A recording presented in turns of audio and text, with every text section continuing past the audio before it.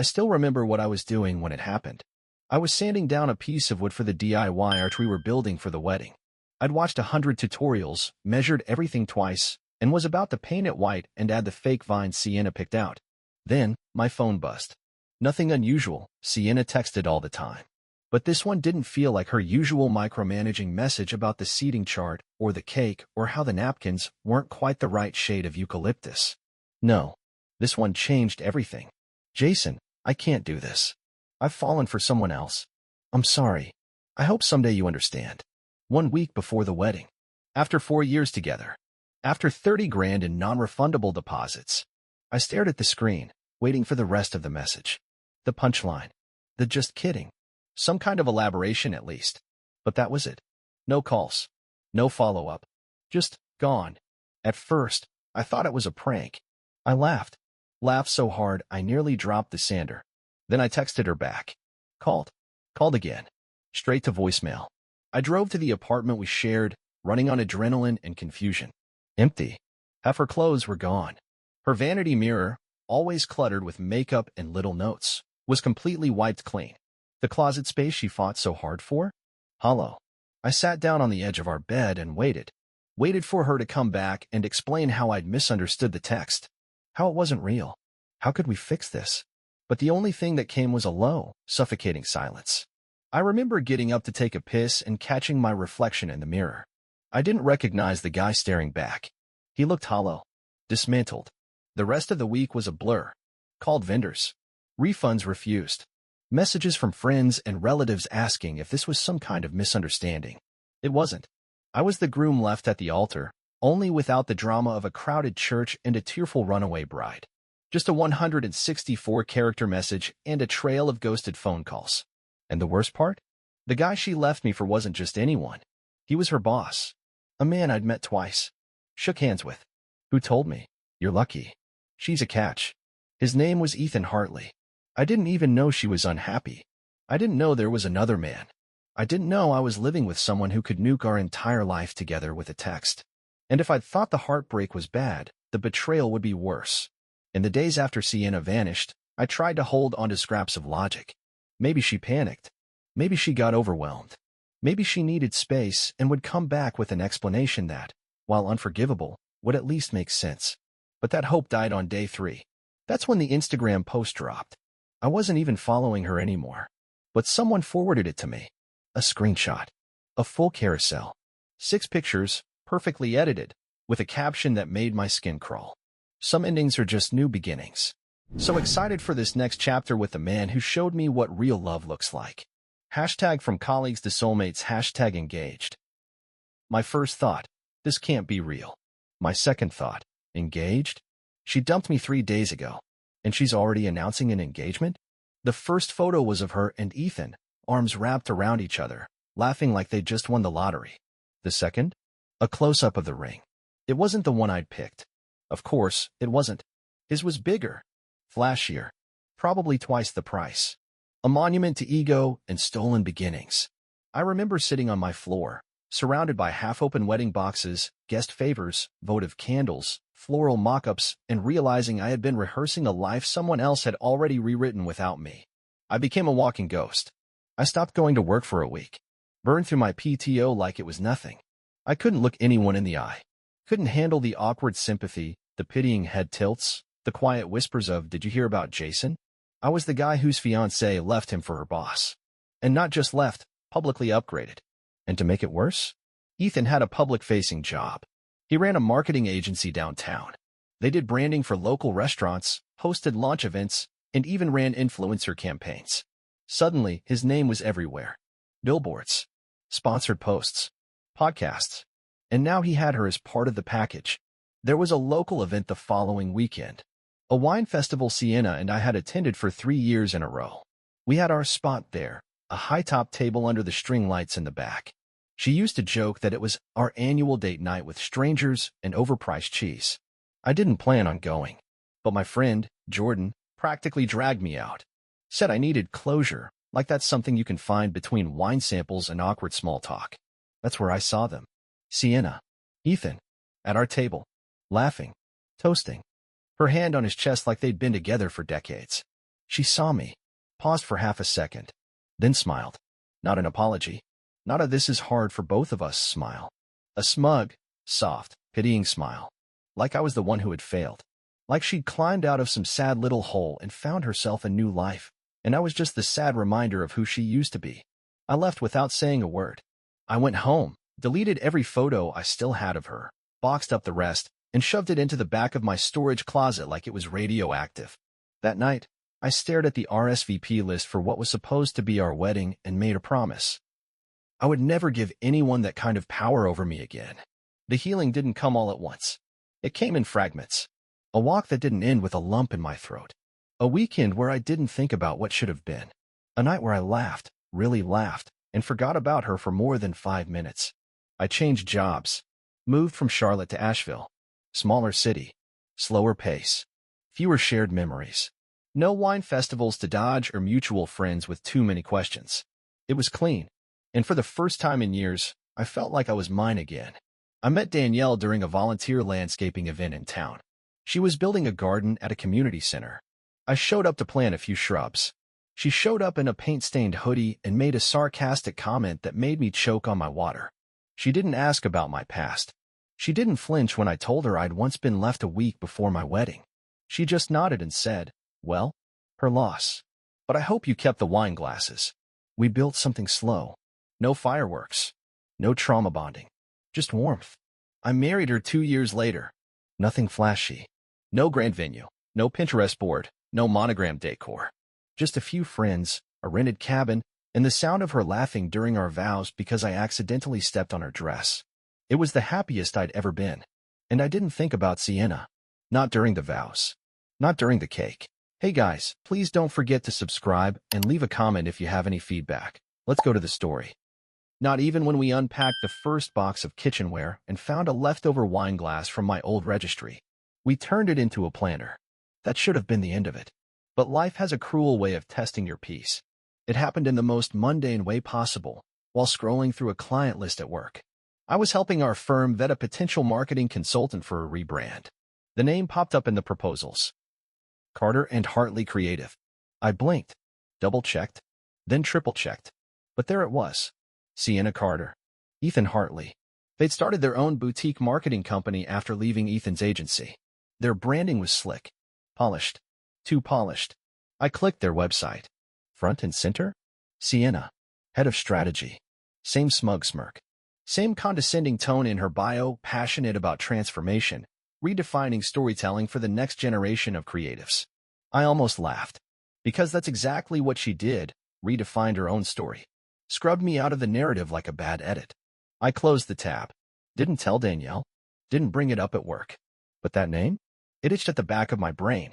I didn't want revenge. I didn't want to reach out. I just wanted to stay far, far away. But I should have known better. Because people like Sienna? They don't let go when they fall. They come back when they crash. The email came on a Thursday. It was a personal Gmail account I didn't recognize at first. The name felt like a glitch, like it belonged to a version of my life I deleted.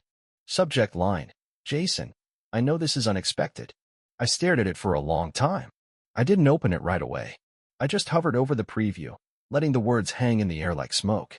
I don't know if you'll read this, but I didn't know where else to turn. Things have changed. If you could spare a few minutes, I'd really appreciate hearing back. I closed my laptop, went for a walk. Didn't tell Danielle.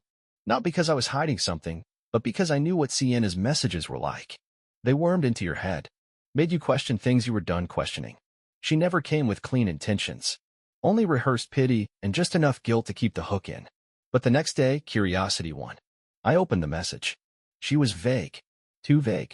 Said her business took a hit, that things had been messy for a while, and that she was in town for a few days and thought maybe we could talk. Talk. Like we were old coworkers or former classmates, not the couple who were supposed to get married under a string of lights she picked out before she vanished into someone else's arms. Still, I didn't reply. But I Googled her. The business? Gone. Carter and Hartley Creative had shut down 4 months earlier. Their website was blank. Socials wiped.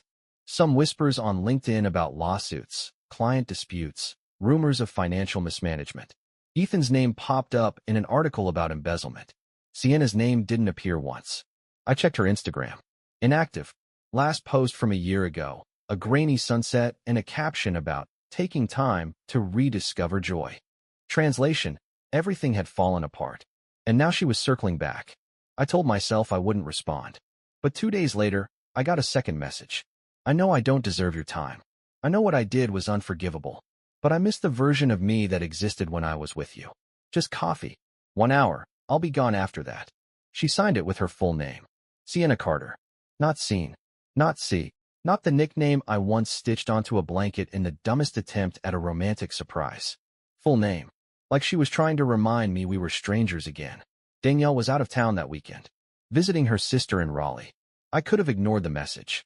Let the silence be my final answer. But something in me wanted to see it. Not her. It. The crash. The fallout. The wreckage. I wasn't hoping for closure. I already had that. What do I want now? To finally look her in the eye and realize she didn't have anything left I wanted. We met at a cafe in downtown Asheville. Neutral ground. Public. Bright. No corner booths or candlelight or anything that could blur the line between confrontation and nostalgia. I got there 10 minutes early. Not out of nerves, but to sit in the space and remind myself, I'm not that man anymore. Sienna arrived 5 minutes late. Of course she did. She wore that same curated casual look she always defaulted to. Jeans, boots, a slouchy sweater designed to look effortless, but cost more than my rent back in Charlotte. Her hair was pulled back. No ring. She smiled when she saw me. Not the giddy, girlish smile she used to flash when I'd surprise her with takeout after a long day. Not the smug smirk from the wine festival. Just a tired smile. Like she'd practiced it in the mirror and wasn't sure it still fit. Jason, she said. I nodded. Sienna. No handshake. No hug. Just the table between us and years of unfinished sentences we weren't going to dig through. She ordered tea. I stuck with coffee. The silence dragged on a little too long. I didn't think you'd come, she said eventually. I didn't either, I replied. She looked down and traced the edge of her cup with one finger. The ring finger, empty now. I'm not going to give you a speech, she said. You don't owe me anything. But I wanted to say this to your face. I waited. I was selfish, she said. I let excitement disguise itself as purpose. Ethan, that whole world, it felt like everything was finally moving fast enough. Like I was being seen. And I wanted that more than I realized. More than I cared about what I was leaving behind. She glanced up. Watch me carefully. I'm not here to ask you for anything. Just wanted you to know I'm sorry. It was a good apology. Clean. Balanced. Delivered with the right amount of vulnerability and poise. But it didn't land. Because when I looked at her, all I saw was someone who had traded a life for a spotlight and couldn't handle the dark when the lights went out. I believed in you, I said quietly. More than anyone ever should have. She nodded. I know. I would have built you a life from the ground up. I almost did. I know. Did you love him? I asked before I could stop myself. She didn't answer right away. I think I loved what he represented, she said. I think I loved what it felt like to be wanted in a world I didn't have to share. There it was. Not love. Just ego. I sat back. Watched her fidget. She looked older. Not in a bad way. Just less polished. More real. The gloss had faded, and all that was left was someone who'd lost their narrative. She cleared her throat. Are you happy? She asked. I looked her dead in the eye. I'm peaceful. And I meant it. Because peace wasn't something she ever gave me. I paid the bill. On purpose. I wanted her to know she didn't owe me a thing. And still, she couldn't buy her way into even that one final gesture. She stood up and paused like she wanted to hug me. I didn't move. So she just whispered, You were a good man, Jason. I hope she knows that.